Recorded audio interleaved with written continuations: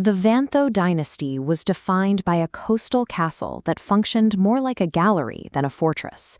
It was a place of passive luxury, where the sea was a view rather than a threat.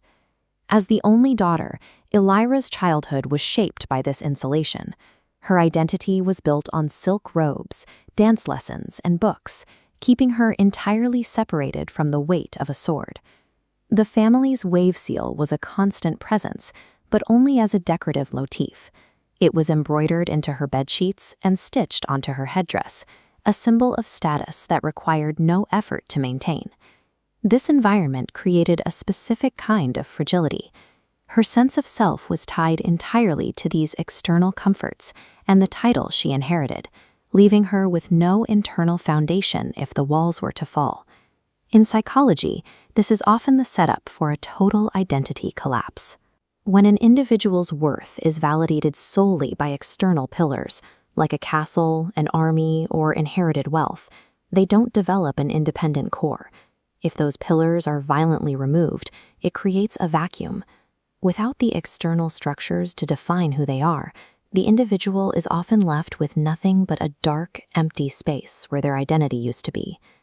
At 14, Ilyra was plunged into this void. Her survival didn't just depend on escaping the flames, but on what she chose to put into that empty space once the crown was gone. The transition happened in a single night.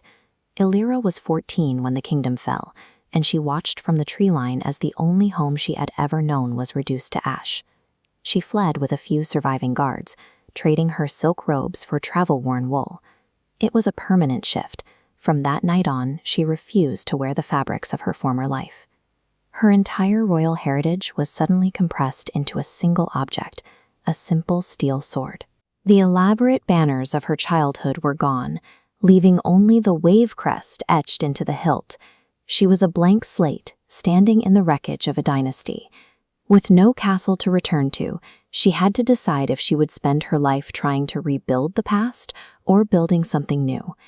In the years of exile that followed, Ilyra watched other fallen heirs attempt to reclaim what they had lost. She saw how the drive for vengeance often led to the same destruction that had ruined her own family. She realized the wave on her sword hilt wasn't a symbol of ownership, but a reminder of the shore's endurance. She took a vow to be a guardian, binding her survival to the protection of others rather than the pursuit of a throne.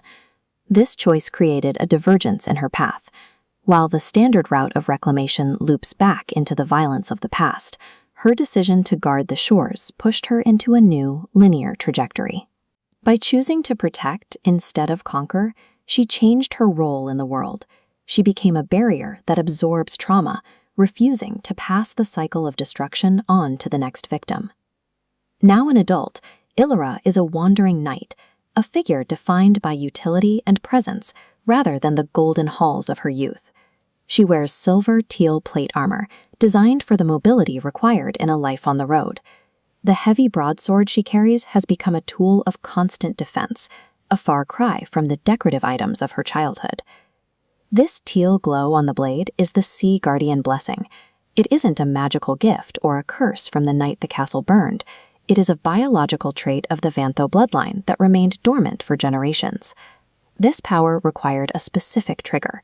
It never appeared while she was a princess in a library because the blessing is tied to the physical act of protection. It only manifested when she finally put her life on the line for someone else. Ilyra's sense of justice is distinct because it is impartial. Since she no longer wants her own kingdom back, she isn't motivated by personal gain or political leverage when she chooses who to defend. She fights to prevent others from experiencing the same loss she did. By abandoning the demand to take back what was stolen, she has removed the primary reason most people continue to go to war. True nobility isn't found in a crown or a name. It's found in the person who takes their own history of destruction and uses it to make sure the cycle stops with them. That is the work of Ilyra Vantho.